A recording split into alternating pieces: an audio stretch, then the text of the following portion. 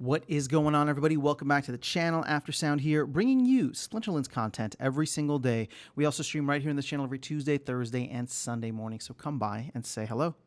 All right, guys. Well, we have the first town square in this kind of new era of Splinterlands. Matt decided to do one almost last minute. He posted like at 11:30 or so this morning and set the town square for 6 p.m., at least for my time, in the evening. And before I even jump into any of this, I got to say that I am very glad that Matt is engaging with the community more. I think everybody always gets hyped whenever he comes on. And to Matt's credit, I know there's probably a lot of pressure on his shoulders right now. I'm sure this whole past couple of weeks and maybe even months has not been easy. But I will say this. You know, I have a lot of I've been very honest with you guys here. I have a lot of reservations about where things are going. And even though I'm bullish still long-term on Splinterlands, I'm having to recalibrate where my brain is at and what my expectations are from this project overall. Again, one that I love. I think the team is great. I think the community is fantastic. And I've made a lot of great friends here. But I will say this. I like what I'm hearing from Matt. At the very least, he is saying all of the right things right now. And I don't think that I don't think it's just lip service. Again, actions will speak louder than words ultimately, but I do like the words that he is saying, and I hope that he will be able to follow through and deliver on them, even if it will be something that is much more scaled down in scope. Again, I want this project to succeed. I have, it's been a great part of my journey within crypto, right? So I want to see things move forward, and even if I have to recalibrate what my expectations are so far in this past week, which has been difficult in this past week, I'm liking what I'm hearing. It's just a matter of actually seeing the results come in. And I want to see, hopefully, those results come in over the next couple of weeks and months here. But that being said, thank you to Matt for taking the time for the town square today.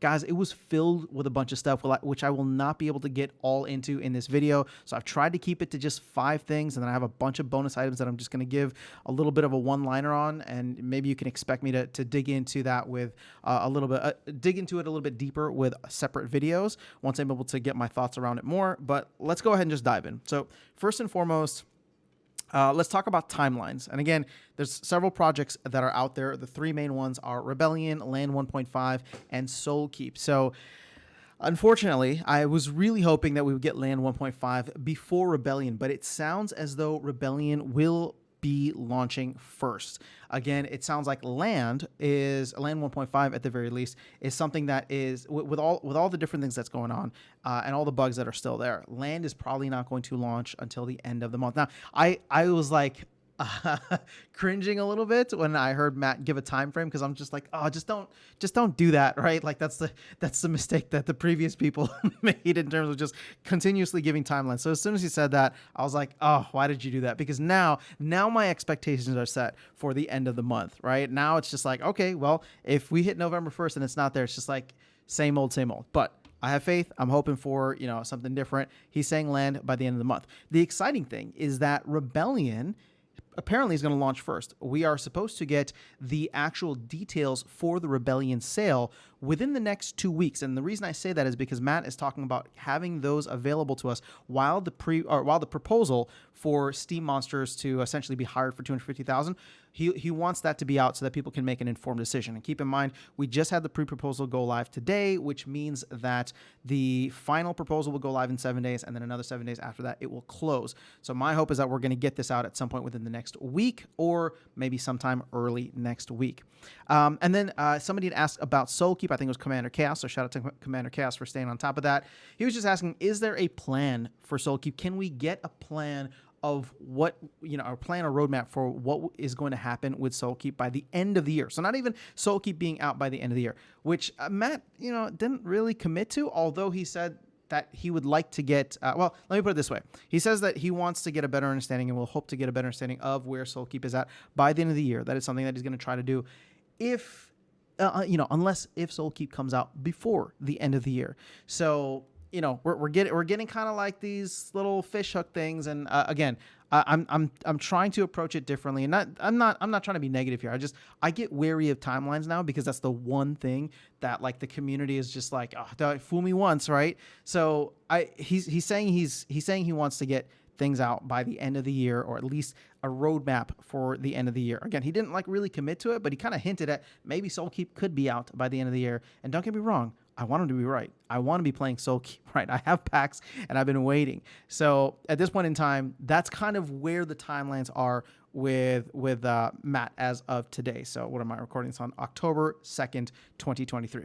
All right, so timelines out of the way. Let's move into number 2, Rebellion. Lots of alpha here, and I'm going to try and dig into each one of these as much as I can without this video being 20 minutes long.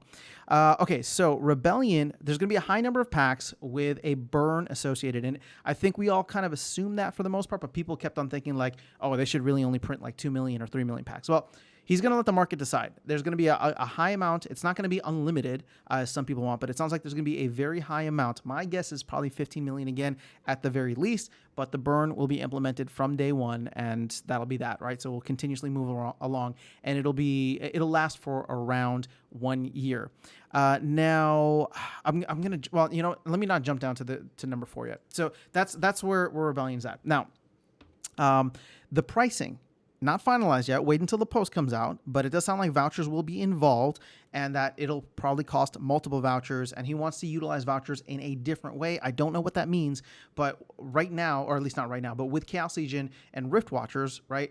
With Chaos Legion, you could get additional or bonus packs by just using a single voucher. With Rift Watchers, you needed a voucher per pack as well as a voucher per bonus pack.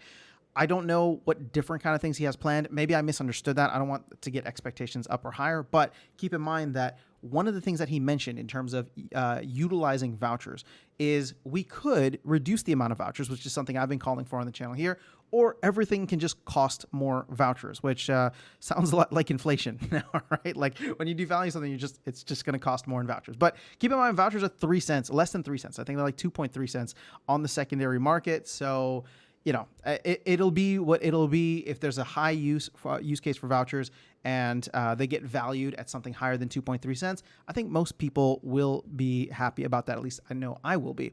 But again, that does seem like a short-term solution. I'll take it for right now. Number 3, not number 3, but the third item here. Now, this was actually really exciting.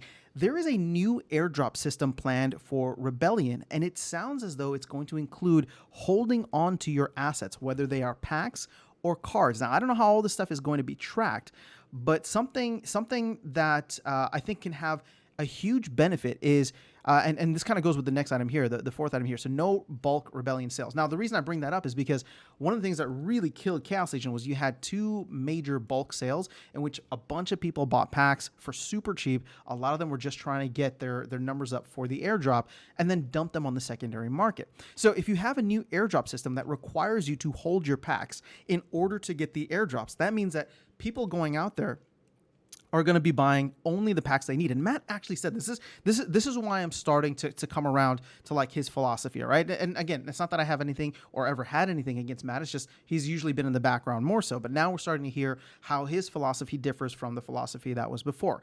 So, or at least, his vision is not a combination of him and Aggie. This is kind of his pure vision. And I'm starting to come around to it. So his idea was, we shouldn't be incentivizing people to go out and buy a ton of packs, right? And in fact, he said that people have come to him and said, hey, here's a way that you could incentivize people to just go absolutely crazy on the pre-sale. And he's actually shut that down. Again, he's saying these things, right? And I'm believing him and taking him at his word. So he's saying that he's trying to shut that down because he doesn't want people just going in, buying a bunch of packs for all these different incentives and then dumping them on the market later. He wants people to just buy the amount of packs that they need and then move on. And in a way, he wants to go back to the alpha, beta, untamed era in the sense of people, once the set is out, people feel I wish I had bought more rather than what do I do with all these cards, right? And so that's the big difference between Chaos Legion and the 3 preceding sets. So, again, I like that approach. I hope that it is successful. I don't know what the incentives will be, but again, I like what he's saying and I'm excited for it. Now, in regards to the new airdrop system, if this will require people to hold on to their cards or hold on to their packs, that's going to be fantastic for the secondary market because keep in mind, It's only going to be on sale for about a year, and then those airdrops will be planned out throughout the entire time, right? If it's anything similar to what Chaos Legion was or Rift Watchers, it'll probably be at like every million packs or every 500,000 packs, whatever the number is. It'll be at that time frame. So therefore, unless Rebellion sells out super fast, which I don't think anybody's expecting, people will need to hold on to their packs until like the last month, whenever that last airdrop card essentially is released. So again, I think this is cool. I think it's great. I'm excited for Rebellion despite everything, and despite the fact that it's coming before Land. I think there's a lot of things that they're trying to work into it that give me a lot of optimism for this new set. Okay, and then finally, the Rebellion sale will affect raising funds. There was a great question, and I forgot who asked it, but fantastic question about like, why does Rebellion need to come first? Why can't we just wait until Land launches and then have Rebellion come? Is there a need for it? And Matt actually talked about, very candidly about like the runway and wanting to have, some revenue coming in. And this kind of goes with the third topic, or the third point, which I'll get into in a second, which is the runway. So that being said, he wanted to have something and said that, the company wasn't necessarily in dire need, but they wanted to get this moving now, get the sales going, started this month in October. And a big part of that is if he's going to be going around and trying to raise funds, he wants to be able to show any of these potential investors or VCs that the game can actually generate revenue, that there is a solid player base and community that is willing to pay money for innovations, new sets, all these things that come with, a traditional card game.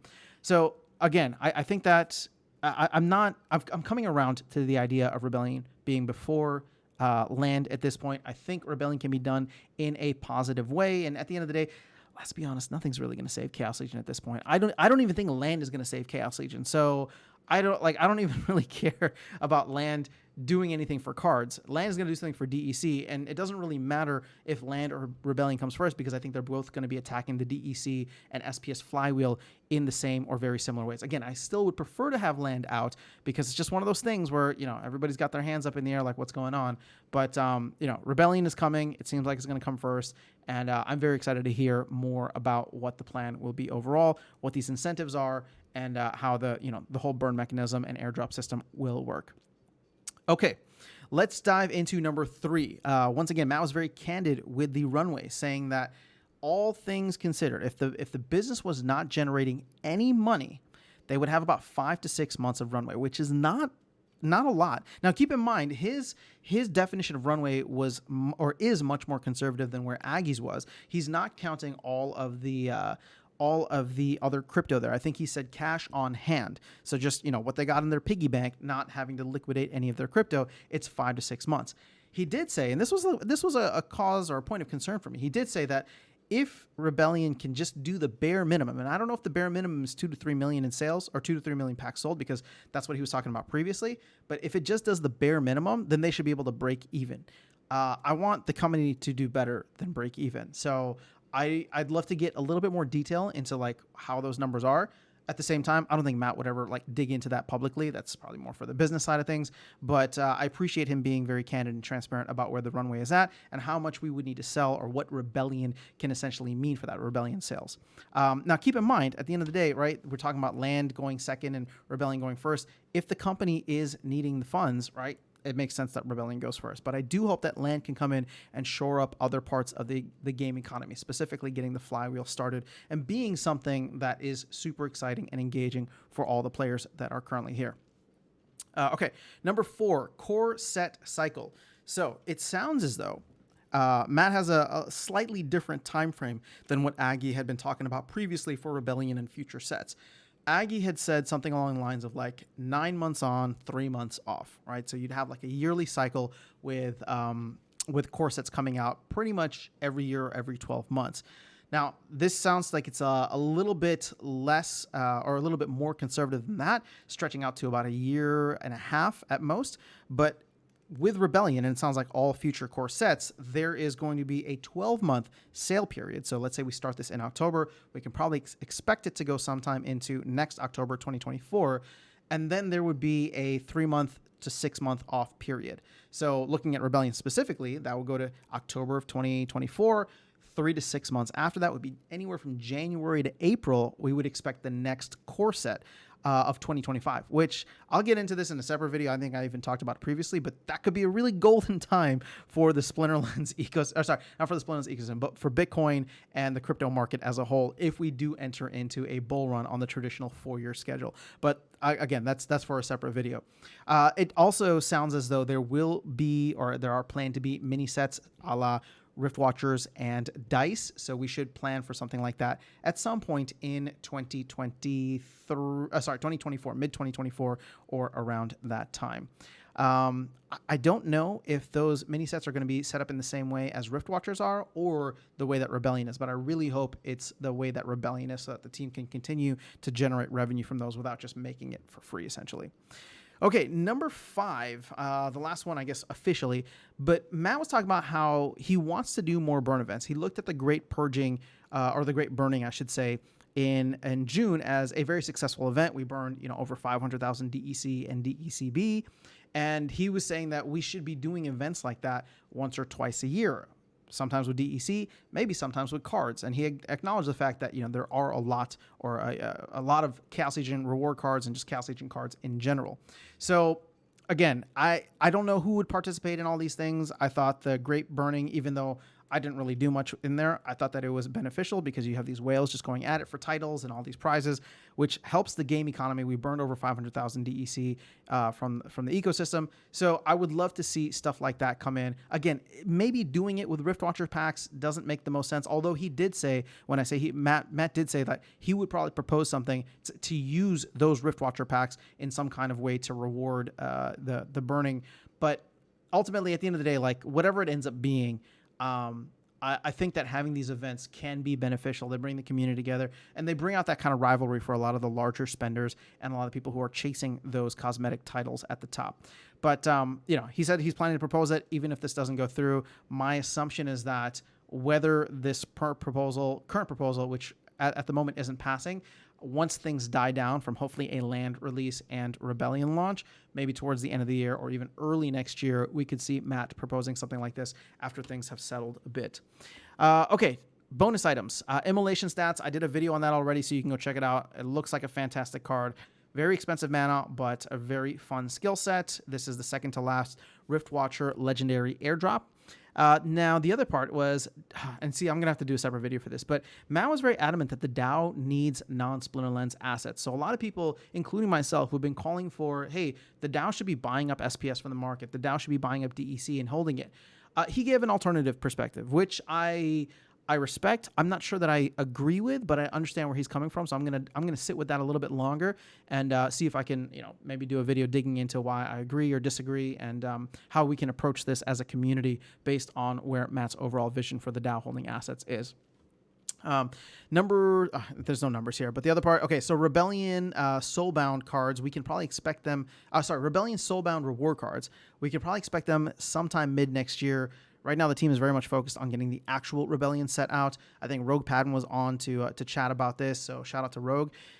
This is just something that will not be ready probably until January to June of next year. And the reason I say that is because initially the team wanted to have like anywhere from 1 to 2 years of this card set or Soulbound reward set being in print. Obviously, January of 2024 will be the 1-year mark. I don't think we want it to go too much longer than that, considering Rebellion will be out several months beforehand, and that was the concern that Rogue was bringing up. But I think if we go just a couple of months and they can get it out late Q1, early Q2 of next year, we'll be in a decent spot. SPS audit. This was something that caught me off guard a little bit. You know me, I've been screaming from the mountaintops that the one thing that scares me about this ecosystem is the data integrity or lack thereof. And it sounds as though that the team is doing an SPS audit because we have not been giving out the appropriate amount of SPS with a lot of these different pools. They should be decreasing by 1% every single month, and some of them haven't been, or some of them have been. Either way, Matt was trying to reassure everybody by saying that ultimately we've given out less SPS than we should have. which again, this is a double-edged sword because it's like a lose-lose situation. If Matt had said that we had been giving out more SPS than we should have, well, it's just not a good look, right? It looks disorganized. And at the end of the day, it's just like what the hell's going on here? We've caused way too much inflation than was necessary because we've just been giving out more than what was supposed to be allocated in this time frame. On the flip side, it still doesn't look great. And this is the actual scenario, right? That Matt was saying. They haven't given out as much as they should have, which means that 1.3 cents in terms of the price for SPS is not low enough because we should have been giving out more for people to sell. So that's a little bit of a scary thought there, but I hope that they, again, I appreciate the transparency, and I hope that they're able to give more details on this audit whenever it is complete. And then finally, this is just a last thought here. Matt was considering doing a proposal to cut off rewards to land completely once 2.0 is out, because of the fact that there's going to be so many other resources out there. Now, this does crush my hopes and dreams for having an arena that people could play at that would give out SPS rewards. But yeah, I guess we'll have to wait and see what the overall game plan for Land 2.0 is. I really can't wait for that white paper because, well, I can't wait for 1.5, but the Land 2.0 white paper, I think, will give people a lot of perspective, long-term perspective, and hopefully make them go for research and grain and not eat into all that SPS. But that is besides the point. I'm going to go ahead and end this video here, which ended up being just about 20 minutes. So, but there's a lot of stuff, guys. It was a good town hall. Or town square, I should say. If you haven't been to one in a while, I think this is worthwhile to check out. Matt was great in terms of just being there with the community, answering questions, and trying to dig in and be as transparent as possible without giving too much away. But that is all I have. Let me know your thoughts in the comments below. I'll catch you all in the next video and see you around the game. Take care.